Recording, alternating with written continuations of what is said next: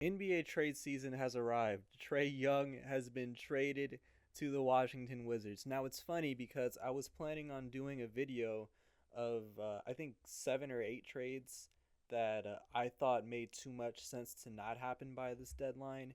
And look, it's gonna sound like cap, but I mean everybody knew that the Washington Wizards would be the prime destination for Trae Young, but I literally drew this trade up.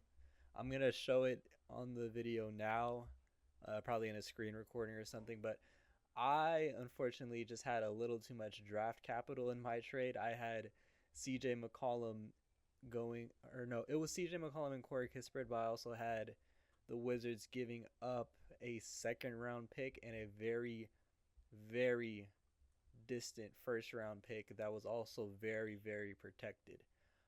But I mean, I had the same framework, so I'm just gonna take my minor dub there. But this video is gonna be just a raw reaction. Most of my videos are pretty organized and outlined. This is just a raw reaction because this is the first trade at all of the 2025-2026 season. Normally, by this point in the year, there's like 2 or 3 minute trades that have already happened, but literally crickets. Nothing in the trade market up until today. The first domino to fall is Trae Young. Again, going to Atlanta straight up for CJ McCollum and Corey Kispert. Now, I guess I'll just kind of go through my notes that I already had for this trade. I'll start on Atlanta's end. It's a move that it allows them to keep starting. Well, first and foremost, it allows them to move on from the Trae Young era and into the era where officially, where Jalen Johnson is the face of the franchise officially.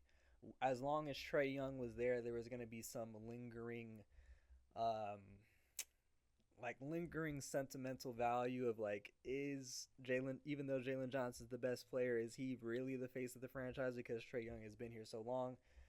Now you kind of wipe your hands of the situation, and now you can officially and fully commit to Jalen Johnson as the face of the franchise. Also, everybody knew how bad Atlanta's defense was when Trae Young shared the floor with Jalen Johnson.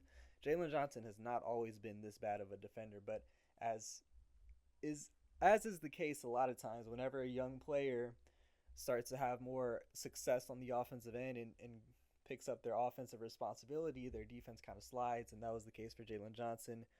The minutes that he shared with Trae Young on the court, Atlanta's defense was disgusting, and you are never gonna send Trae Young to the bench. Like that just was like a non-starter. That's not even something that Quinn Snyder probably thought of. But now with Trae Young gone and C.J. McCollum coming in, I feel like Quinn Snyder should be comfortable in bringing C.J. McCollum off the bench and continuing to start Dyson Daniels as the point guard, who's actually had some success as one of the main playmakers for Atlanta in the starting lineup. And it's not like Atlanta's going to be devoid of a lot of play. I know Trae Young is a great playmaker, but given the amount of steps forward that Jalen Johnson has taken as a playmaker, he's averaging 8.4 assists per game and only 3.6 turnovers, which isn't too bad. That's actually a solid assist to turnover ratio. Dyson Daniels is averaging 6 assists per game, only 2.2 turnovers. Nickeil Alexander-Walker is a very competent secondary playmaker. Like, they have an abundance of playmaking in their starting lineup. So I think if you're Quinn Snyder, you continue with Dyson Daniels as your starting point guard with Nickeil Alexander-Walker in the backcourt with him. You don't have to bring in C.J. McCollum. I think at this stage of the career of CJ and moving forward, he's in the dog days of it. You should be comfortable bringing CJ McCollum off the bench. And this is an Atlanta bench that at times has struggled in terms of just having somebody get offense. And now that you have a point guard that you are comfortable bringing off the bench and being like the focal point of that second unit as that go-to guy, I feel like now a lot of players are more so like set in their roles, and there's a lot more organization in terms of pecking order, things of that nature for Atlanta. Also, they get Corey Kispert, who I think has been injured throughout the year for Washington, but honestly, Corey Kispert can be the Luke Kennard replacement. Luke Kennard has been kind of inconsistent for Atlanta this year, and Corey Kispert is a damn good three-point shooter. He's been a damn good three-point shooter his entire career. I was kind of waiting and anticipating the time that he'd be able to move on from Washington and go to a more competitive team.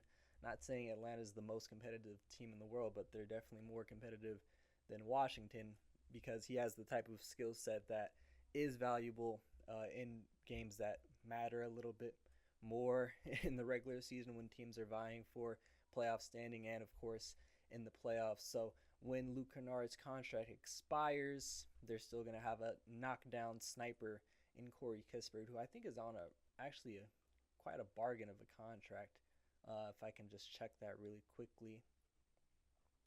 He's probably got like 3 more years on it. He is going to be paid, 13.975 mil for the 3 seasons that follow this current one, with a team option on the last year. So, and he's only 26. He's in the prime of his career. So I feel like that's an underrated aspect of this trade for Washington. I thought Trae Young, just the allure of, it still being Trae Young, this guy who at his best is one of the more dynamic playmakers and shot creators in the entire league at his best at full health. I thought that allure would allow Atlanta to walk out of here with at least some draft capital, unless Shams has an update for us later that indicates that they are getting some draft capital. But I think it's just a 2-for-1, just players involved in this trade against CJ and Corey Kispert going from Washington to Atlanta for Trae Young. Now, from Washington's side of things, this is a move that it's just going to make life easier for their young budding stars. Alexander Sarr, who's taken a step forward offensively. Trae Johnson, who's been a really good shooter in year one, probably second best shooting rookie right behind Con Knipple, and Keyshawn George, who's also had a breakout year. Like, these 3 guys are your core 3 in Washington. Having a playmaker of the caliber of Trae Young, who's going to have a lot more gravity than anybody who's been on this team in the past, 5 years, it's only going to help them. Sarr is going to get a lot more lob looks at the rim, drop-off passes from Trae. Trae Johnson is going to have a lot more open looks. Keyshawn George can now be a secondary playmaker.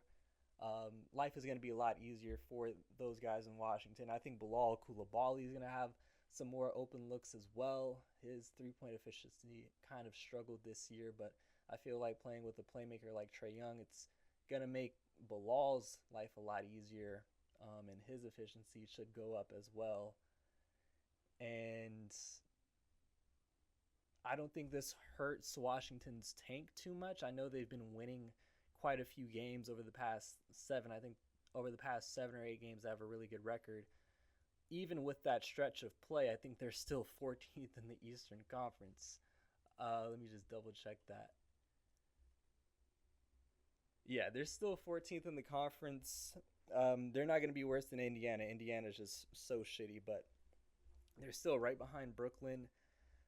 Adding Trae Young, I don't think it's going to make them win too many games to where their lottery odds have them projected at like the 7th or 8th pick. I think even still this year with Trae Young, the Wizards should be a bottom 2 team in the Eastern Conference, and they should still have really good odds to land in the top 3 in this class, and that's exactly where you want to be in 2026. Have yourself in a position where you might be able to draft a Cam Boozer, Ajay Daibansa, or Darren Peterson.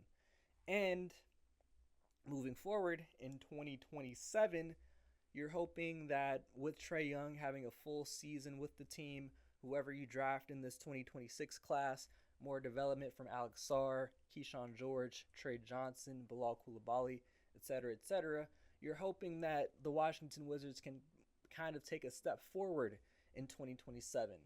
Instead of just perennially being in the lottery, maybe next year they can gun for a play-in tournament appearance, because it's not as strong of a draft class next year compared to this upcoming one. So Teams like Washington, teams like Brooklyn, teams like Utah might be a bit more compelled to try to win more games next year and have some actual growth as a team and try to sneak into the play-in tournament next year. And on that timeline, Trae Young can definitely help the team out. Now, I don't really know how many minutes I want to see the Trays together, like Trae Johnson and Trae Young, because defensively, oh man, defensively they're going to be Swiss cheese in that backcourt. But all in all, I think it's a good move for Washington. They cash out here when Trae Young's value was at the absolute lowest. Like they needed a point guard. They needed a point guard.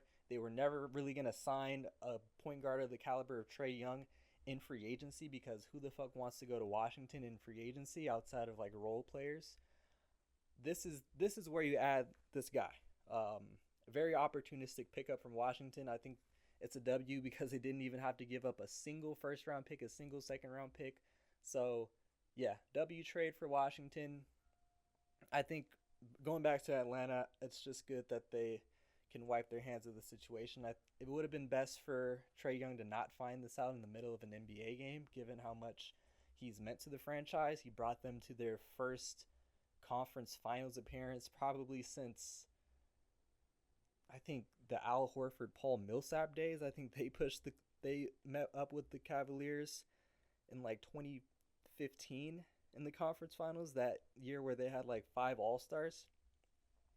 So yeah, Trae Young being the guy that brought the franchise back to relevancy, taking them to the conference finals against Milwaukee, where I think he pushed them to a 7-game series, the eventual NBA champions in 2021. He was the face of the franchise. He carried the team. Obviously, the past couple of years haven't been as ideal. They didn't really follow up that Eastern Conference Finals appearance with any other deep playoff runs. I think they just got knocked out in the first round 2 or 3 more times. But even with that, like Trae Young means a lot to Atlanta. He's not gonna have his jersey retired. He's not gonna go down as a Hawks legend, but people in Atlanta they mess with Trae Young. So I feel like it was just a bit rough that he had to find that out in the middle of a game. I think this trade happened a lot sooner than everybody thought. I feel like most people thought this would be dragged out to the trade deadline, but it would eventually happen. But at the end of the day, the Trae Young era is over. In comes the Jalen Johnson era, and yeah, NBA trade season has officially begun. Who is going to be the next domino to fall? Place your predictions in the comments section. This was like an unorganized video. Just wanted to get my reaction out there, but that's going to be it for now. I will catch y'all on the next one.